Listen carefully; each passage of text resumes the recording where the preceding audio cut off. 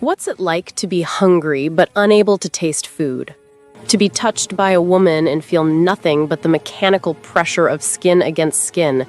To stand in the rain and not know if it's warm or cold until you look down and see steam rising from your clothes? What kind of hell is it when your body works perfectly, heart pumping blood like it's supposed to, lungs pulling in air, nerves firing signals to a brain that receives them but can't translate them into anything that feels like living, but you're a ghost in your own flesh, watching life happen around you instead of to you? That was Zhang Danwu's story. And tonight, in a penthouse that cost more than most people would see in 3 lifetimes, it was about to get so much worse. The penthouse in Yongsan sat 50 stories above Seoul like a glass coffin with a view, all chrome and cold leather and floor-to-ceiling windows that framed the city like a painting of everything he owned but couldn't enjoy. The woman, her name had already slipped through his mind like water through a sieve because they always did, gathered her clothes from his bedroom floor with hands that shook just enough to let him know she was about to cry. She'd been there 6 hours. 6 hours of trying everything her body knew, every technique that usually made men worship at her feet like she was salvation wrapped in skin and expensive perfume. Danwu had watched her the way you watch a documentary about insects.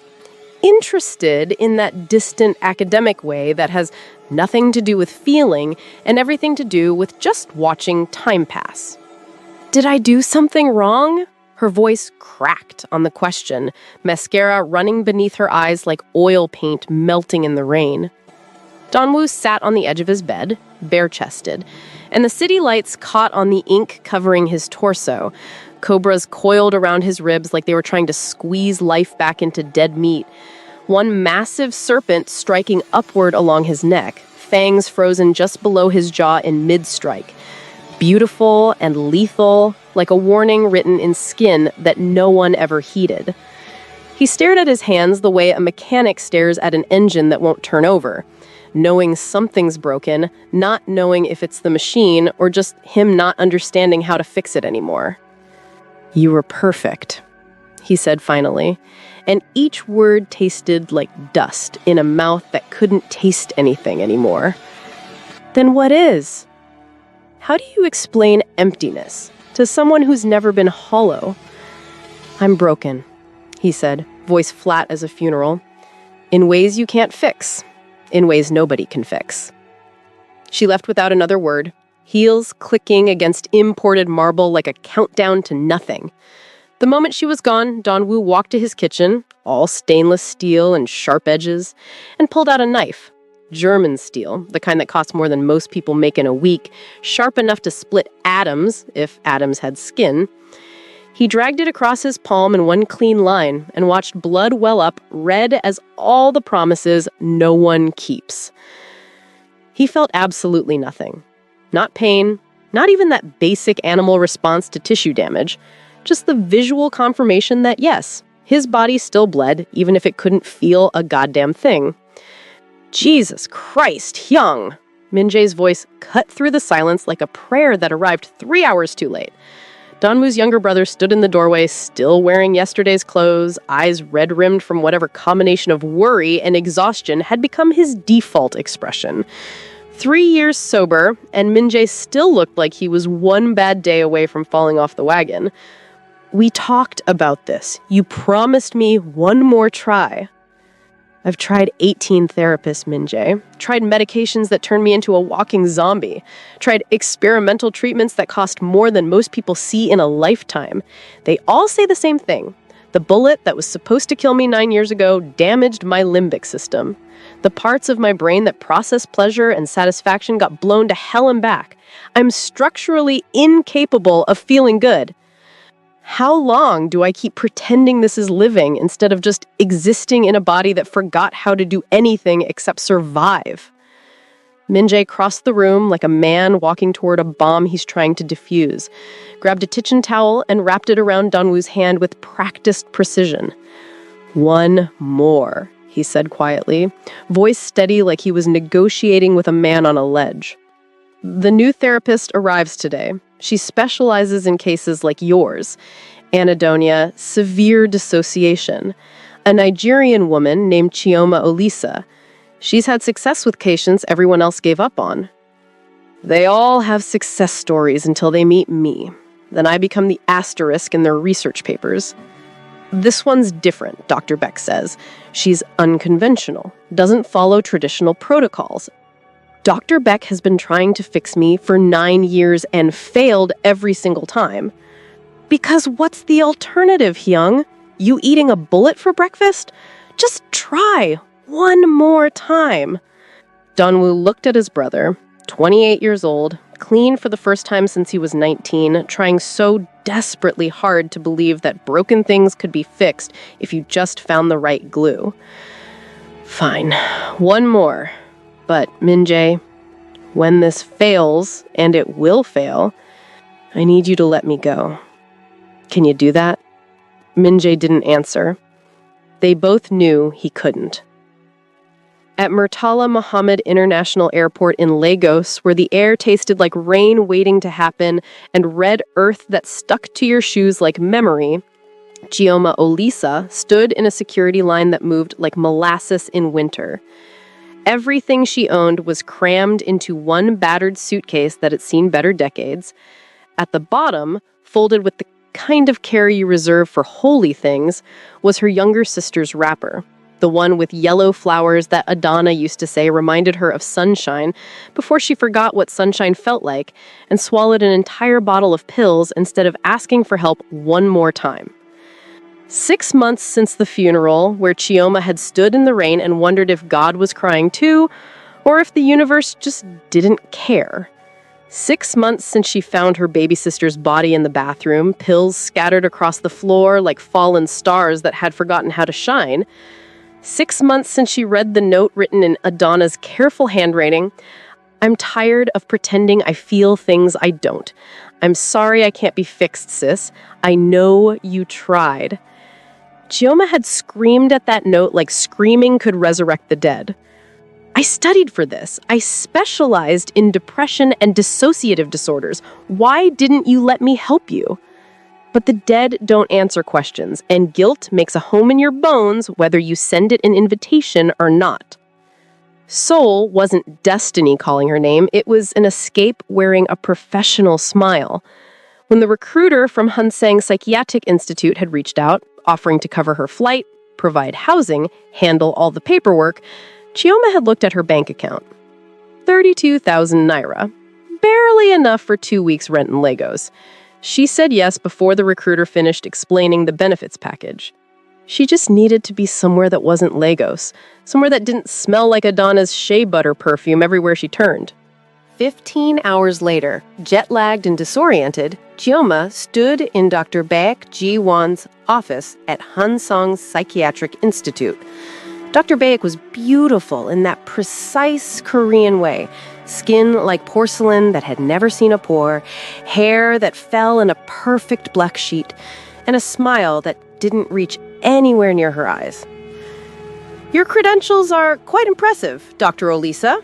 Johns Hopkins for your doctorate, specialized training in anhedonia and trauma-induced dissociative disorders. Dr. Baek tapped perfectly manicured nails against the file folder. But our clientele is particular. Elite Korean families. Old money. They have certain expectations about their healthcare providers. Chioma had heard this song before, the polite Korean way of saying, "You're black," and our rich clients might have a problem with that. Suffering doesn't check passports at the door, Dr. Baek, she said, keeping her voice professional but firm. Pain speaks every language fluently. And respectfully, if your elite clients are hurting badly enough, they'll take help from whoever has the skills to provide it. Something flickered across Dr. Baek's face. Maybe surprise or irritation.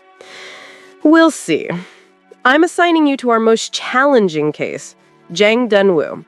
He's been my patient for 9 years. Severe anhedonia following traumatic brain injury. He's very special to me. The way she said special made something in Chioma's chest tighten. I've invested significant time and personal effort into his treatment. Professional boundaries existed for a reason, and Dr. Bake was tap dancing on that line in 4-inch heels. What therapeutic approaches have you tried with him? Everything modern psychiatry has to offer. SSRIs, SNRIs, atypical antipsychotics, electroconvulsive therapy, transcranial magnetic stimulation, ketamine-assisted psychotherapy. Nothing works. His condition is permanent. Dr. Bake's eyes went hard as diamonds. I'm only assigning you to him because our board insists on trying new approaches. But Dr. Elisa, don't give him false hope. That's crueler than honesty. Help him accept his reality. Chioma studied the woman across the desk, saw something hungry and possessive lurking beneath the professional veneer. I won't give him false hope, she said carefully, but I also won't give him false despair. Sometimes acceptance comes after you've tried everything, not before. If you're already feeling the pull of the story, if something in these words is touching that place in your chest where your own fears about emptiness and disconnection live, hit that subscribe button right now. Turn on notifications, because what happens when these two broken people finally meet will either heal them both or destroy everything they touch. The therapy room was designed to be calming. Soft lighting, neutral colors, leather furniture that probably cost more than Chioma's entire education. Zhang Danwu sat in the chair like a king who'd gotten bored of his kingdom. Dressed in all black that made the tattoos visible at his collar look like they were trying to escape his body, the cobra's head striking up from beneath his shirt, intricate scales wrapped around what she could see of his neck, and a smile that didn't reach anywhere near her eyes. "You're number 19, he said without preamble. His voice was rough like gravel on concrete. Dr. Baig says you specialize in cases like mine, that you've had success with anhedonia patients everyone else gave up on. I don't believe in cases like yours, Chioma said, settling into the chair across from him. Every brain is different. Every trauma leaves its own unique fingerprints. You're not a category or a diagnosis. You're a person, a human being who's suffering. Poetic. Wrong, but poetic. He studied her with those empty eyes. I can't taste food. Everything tastes like wet cardboard. Can't feel physical pleasure or pain. I could break my hand and not know it except for seeing broken bones. Can't experience joy or sadness. No anger, no fear, nothing. I'm a ghost driving a meat suit. So tell me, Dr. Elisa, what's your miracle cure for a man who's already dead but forgot to stop breathing? I don't do miracles, Chioma said, leaning forward slightly. I do work.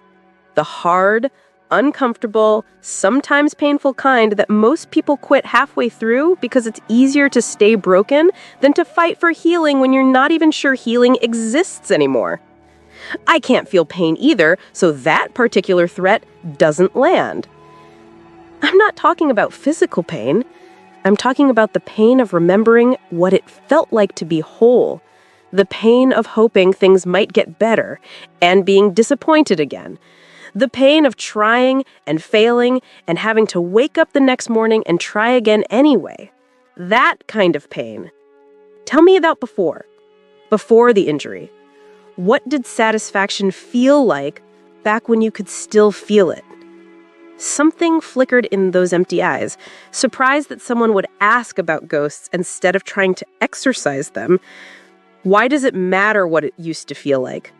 That person is dead. He has been for 9 years. Humor me. Dan Wu was quiet for so long, Chioma thought he might not answer.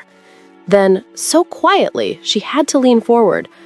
My mother made kimchi jjigae every Sunday. She'd start early in the morning, let it simmer for hours until the whole house smelled like home, like family, like everything good that exists in the world. The first bite would burn your tongue, not in a bad way, but in that way that wakes you up, makes you pay attention, makes you feel alive. like your taste buds were throwing a party and everyone was invited. His voice went distant, hollow. I haven't tasted anything in 9 years. Not her food before she died. Not expensive whiskey. Not even my own blood when I cut myself, just to see if maybe this time the pain will register.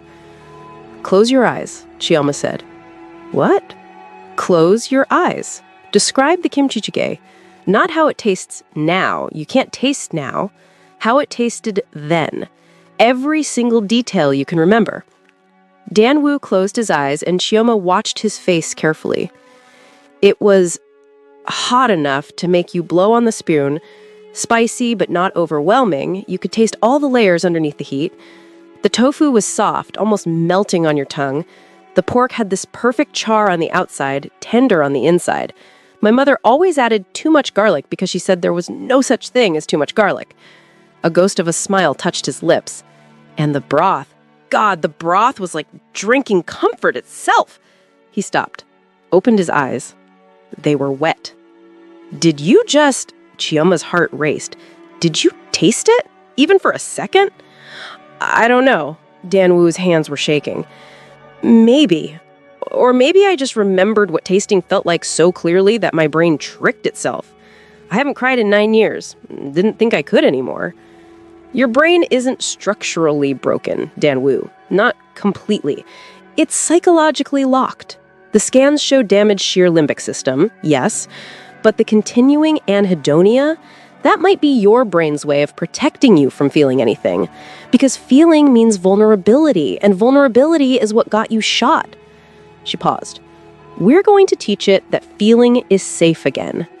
Memory reconsolidation therapy. Your brain can't access pleasure directly anymore, but it remembers what pleasure felt like. We're going to build a bridge from memory to present experience. And if it doesn't work, then we try something else. But Dan Wu, you have to actually want this to work. Want to do the work even when it's hard. Dan Wu looked at her for a long moment, and something shifted in those empty eyes. Not hope, exactly. More like curiosity. The faintest flicker of maybe. Call me Dan Wu. And yeah, let's do the work. Over the next 8 weeks, something impossible happened.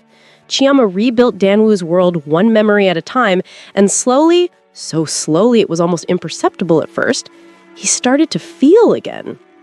Week 1, he could access maybe 5 seconds of remembered sensation before it faded. Week 2, 10 seconds. Week 3, he started noticing patterns.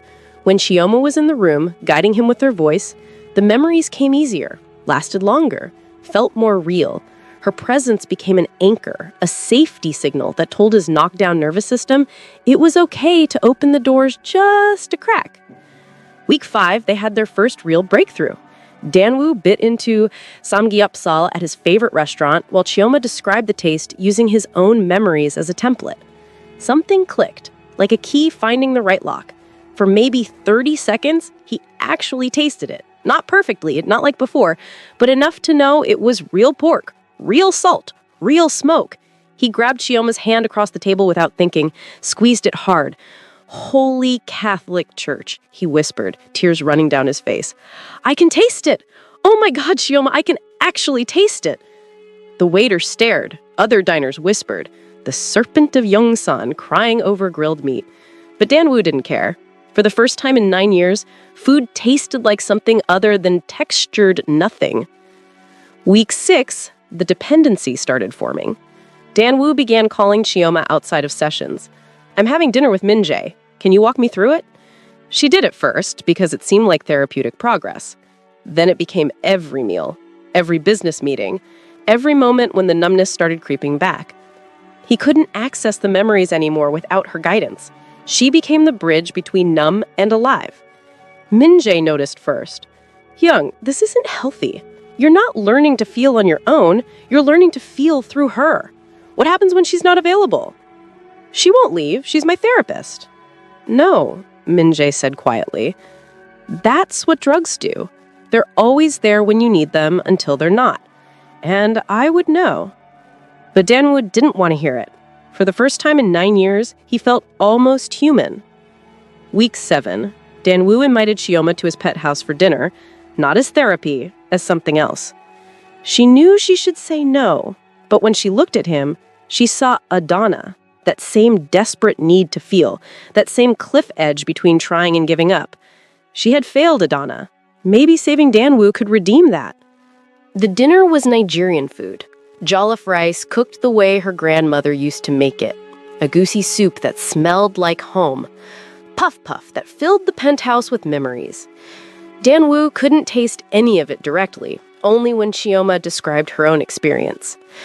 "Tell me about the first time you had jollof rice," he said, watching her with intensity that had nothing to do with hunger. She closed her eyes. "I was 6 years old, my grandmother's kitchen in Lagos. She cooked over firewood. The smoke got into everything, your clothes, your hair. The rice was red as blood, every grain separate. She'd give me the crusty bits from the bottom. They'd crunch when you bit down. Tasted like love tastes when your grandmother makes it." Danwoo watched her face, and something happened that hadn't happened in 9 years. He felt something that wasn't a memory, something present, real. Emotional desire, the want to make her happy, to see her smile. "I think I'm falling in love with you," he said, raw and unplanned. "Or maybe I'm falling in love with the ability to feel anything at all. I don't know the difference anymore." "Danwoo, that's transference. It's normal in therapy, but it's not real love." "Does it matter? If you're the only person who makes me feel human, does it matter what we call it?" She should have said yes. Should have protected them both. Instead, she kissed him. They made love in his bedroom, with soul glittering beyond the windows. Danwoo couldn't feel his own body directly, but Chioma guided him through it, describing her sensations in vivid detail. He experienced pleasure through her pleasure, felt through her feelings. Afterward, he whispered against her hair, "You cured me." But Chioma knew the truth. She hadn't cured him. She had become his drug. The next month was intoxication, disguised as healing. Danwoo couldn't eat without Chioma on the phone, couldn't sleep without her voice, couldn't function without her constant presence. His organization noticed, his rivals noticed, and Dr. Beck noticed most of all. Dr. Beck had been in love with Jang Danwoo for 9 years. The possessive kind. The kind that says if I can't have him, no one gets to. She'd watched him choose Lee Soo-jin, then watched Soo-jin abandon him. Had waited patiently for him to turn to her. He never did. Stayed empty. Unreachable. Then Chioma arrived. Within weeks, Danwoo was feeling again. Living again. For her. Dr. Beck couldn't have him, but she'd burn the world before letting anyone else have him either. After a thorough research, she got the phone number of one of those who wanted to cut off the serpent's head. Dr. Beck made a phone call to Hwang Tae-song, leader of the Red Crane Syndicate, Danwoo's most dangerous rival. "I have information about Danwoo's vulnerability. Interested?" Money changed hands, plans were made. Are you wondering what happened next as much as I am? If yes, good. Hold on to that feeling, because what happens next will either restore your faith in love or shatter it into pieces so small you'll never find all of them again. Week 12, Dr. Beck set her trap with precision. She'd created a patient file, invented a wealthy businessman with symptoms similar to Danwoo's, scheduled his appointment on Tuesday at 2 p.m., knowing Danwoo had his own session at 3 p.m. Except Dr. Beck sent Danwoo a text from Chioma's phone. She'd cloned it weeks ago. The text said, "Can you come at 1:30 instead? Had a cancellation and would love to see you early. Missing you. See." Danwoo arrived at Hansong at 1:25 p.m. with 2 cups of coffee, thinking he'd surprise her. He walked towards her therapy room thinking about how her face would light up. He stopped outside her door. Through the partially open door, he could see her with another patient, a man roughly his age, well-dressed, sitting in the same chair Danwoo always sat in. And Chioma was using the same techniques, the same gentle voice. "Close your eyes. Describe the taste. Not now. You can't taste now. How it tasted then. Every detail." The man closed his eyes. started describing. When he opened them, they were wet with tears, exactly like Dan Wu's had been. Dan Wu's blood turned to ice. I'm not special, just another patient, another case study. His phone buzzed. A message from an unknown number. A video file. Security footage showed Chioma in a coffee shop, meeting a man Dan Wu knew on site, Park Jin-ho, one of Hwang Tae-sung's most top lieutenants. The timestamp was from 3 days ago. Jin-ho slid an envelope across the table. Chioma opened it, looked inside, nodded, and tucked it into her bag. Another message, audio file. Chioma's voice, crystal clear. It's easier than I thought it would be. God, he's so desperate for connection, he'll believe anything. The dependency is textbook. I just guide him through memories and he thinks I'm performing miracles. Another voice. And the book deal? Already in motion. Breaking the Serpent. Inside the mind of Seoul's most dangerous man. Publishers are in a bidding war. The recordings are perfect. Every session is documented. His vulnerabilities, his fears, it's all gold. And you know the best part? He trusts me completely. He thinks I love him. I almost feel bad. Almost. But the game is game. I need that money. Danmu's hands started shaking. Another message. Check your email. Publishing contracts with Chioma's signature. Book outline. Audio files of their sessions edited to sound like manipulation training. Bank deposits from offshore accounts. PDF of the first 3 chapters describing his trauma in clinical detail. Danwu stood outside her therapy room, watching her guide another patient through the same process, and something inside him shattered, beyond repair. She's not a healer. She's a predator. He left without confronting her. Went home. Spent 6 hours reviewing the evidence, looking for any sign it was fake. Found none. By the time Chioma arrived that evening, their standing dinner date, Dan Wu had made his decision. Dan Wu, she smiled when she entered. I brought dessert. How much did Big pay you? The smile died. What? Hwang Tae-sung, the publisher. Whoever you're working for. How much am I worth? He played the audio, watched color drain from her face. That's not... I never said that. Dan Wu, that's not my voice. It's edited. Really? Because it sounds exactly like you. I threw the contracts across the desk. Explain these. She picked them up, hands shaking. I've never seen these before. This isn't my signature. Stop lying. I saw you today, using the same techniques on another patient. I'm not special. Just another case. That's my job. I use evidence-based techniques with multiple patients. And meeting with Park Jin-ho? Taking money from my enemies? He played the video. Horror dawned on her face. That's not me. I've never met that man. Someone is framing me. Someone is lying. And the evidence says, it's you. He stepped closer. You saw a desperate man with money, created dependency, documented everything, sold the story. There is no book. Someone is trying to destroy us. I thought I knew you. Turns out, I knew a performance. He gestured to the door.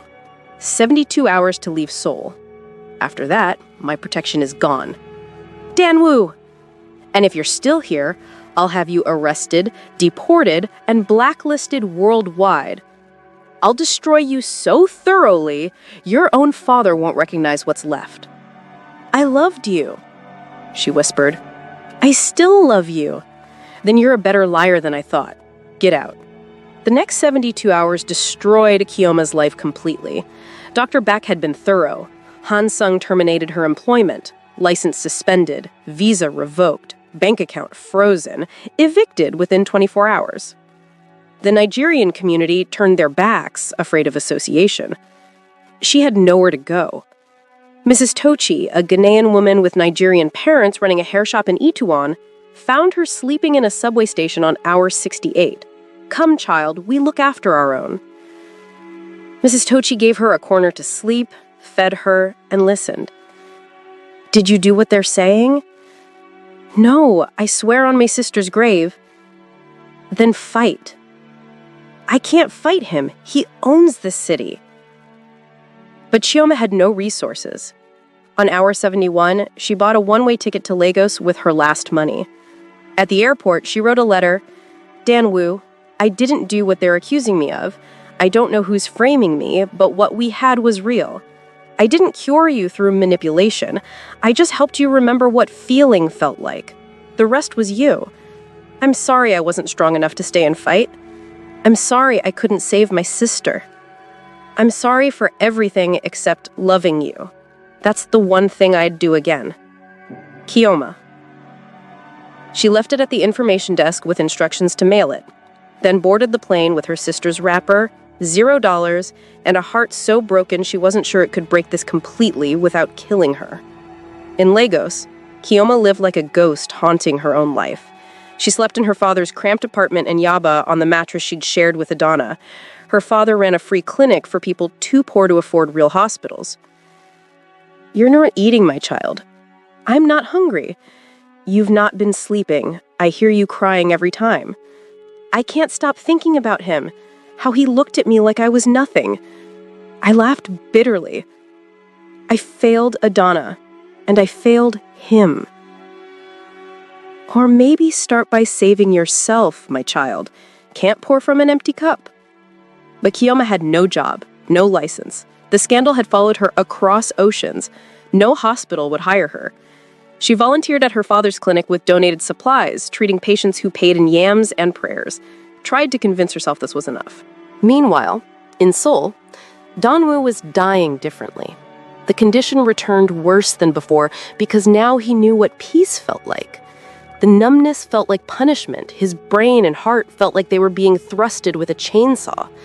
He cycled through therapists desperately. Nothing worked. He became erratic, dangerous, and stupidly careless. It was bad he nearly started a gang war over a minor territorial dispute. The serpent was already losing his mind. Min Jae watched his brother self-destruct. You don't believe she did it, he said one night. The evidence? Screw the evidence. Do you believe she manipulated you? Long silence. Then, I don't know what I believe anymore. Then find out the truth before you finish destroying yourself. But Danwon was afraid. Afraid that investigating would prove Chioma innocent. Afraid of facing what he'd done to her. Then Hwang Tae-sung, his worst enemy, struck. Ambush at Danwoo's restaurant. Danwoo took 2 bullets, shoulder and thigh. He went down hard, but this time was different. This time, he felt it. He felt that pain. Oh God, he felt it. Actually felt the pain. Hot and sharp and terrible, and the most beautiful thing he'd experienced since Chioma left. He started laughing as Min Jae dragged him to safety. I can feel it. I can actually feel it. 3 days later, in the hospital, recovering from surgery, Danwoo had an epiphany. The pain proved his brain could feel. It wasn't structurally broken, it was psychologically locked. Chioma hadn't cured him through manipulation. She'd made the ability to feel safe.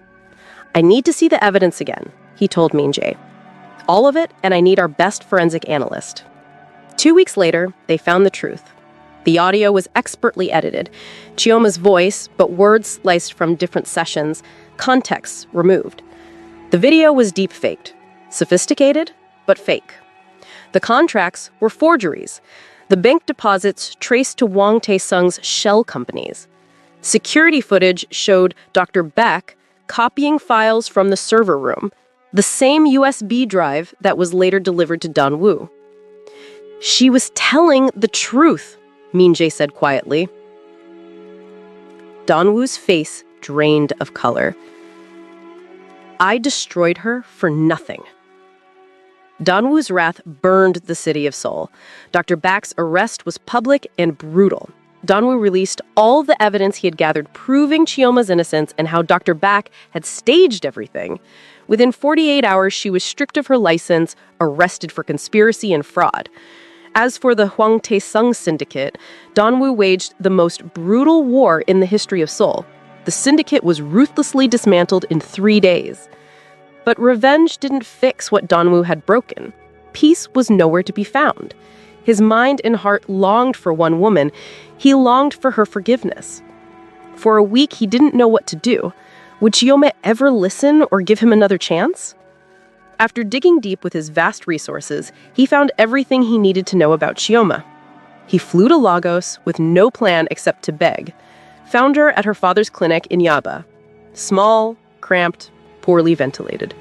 She wore scrubs that had seen better years and was treating a child's infected wound. She looked up when he entered. Didn't gasp or run, just looked at him with eyes that had learned to guard themselves. "What are you doing here?" "I know the truth. I know Dr. Back framed you. I know you were innocent. I know saying I'm sorry doesn't even begin to cover what I did to you." Long pause. Then, "You're right. It doesn't. You don't get to come here and apologize and think that fixes anything. You threatened me. You told me you'd destroy me so thoroughly my own father wouldn't recognize me. I trusted you, Danwoo. You looked at me like I was garbage. I was wrong. You were cruel and ruthless. There's a difference." Tears gathered in her eyes. "I loved you.